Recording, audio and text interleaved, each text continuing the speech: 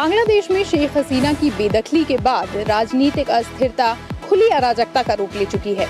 सड़कों पर भीड़ तंत्र का राज है और इसी भीड़ के निशाने पर हैं हिंदू अल्पसंख्यक। शनिवार को एक बार फिर एक हिंदू व्यक्ति की पीट कर हत्या कर दी गई।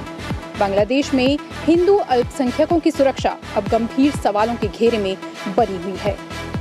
बांग्लादेश में सत्ता परिवर्तन के बाद हालात लगातार बिगड़ते जा रहे हैं। सड़कों पर भीड़ तंत्र हावी है और उसके निशाने पर है हिंदू अल्पसंख्यक।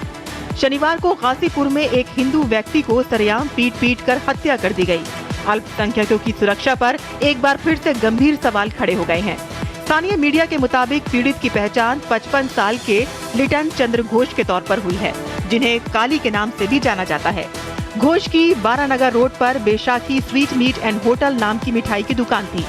शनिवार सुबह जब झगड़ा हुआ तो घोष दुकान पर मौजूद थे। बताया जा रहा है कि मामले में आरोपी परिवार का एक आदमी घोष की दुकान पर पहुंचा, जिससे स्टाफ की बहस हो गई। मामला इतना बढ़ गया कि आरोपी ने लिटन को घूसे और लात मारकर गिरा दिया, जिससे वे जमीन पर गिर पड़े और मौके पर ही उनकी मौत हो गई। पुलिस ने मामले में एक परिवार के 3 सदस्यों को हिरासत में लिया है। लोगों का कहना है कि यह हमला अचानक नहीं बल्कि पूर्व नियोजित था और लंबे समय से चले आ रहे सांप्रदायिक द्वेष का परिणाम है। यह अकेली घटना नहीं है। एक दिन पहले इसी जिले में 30 वर्षीय रिपन साहा को पेट्रोल पंप पर विवाद के बाद गाड़ी से कुचलकर मार डाला गया था।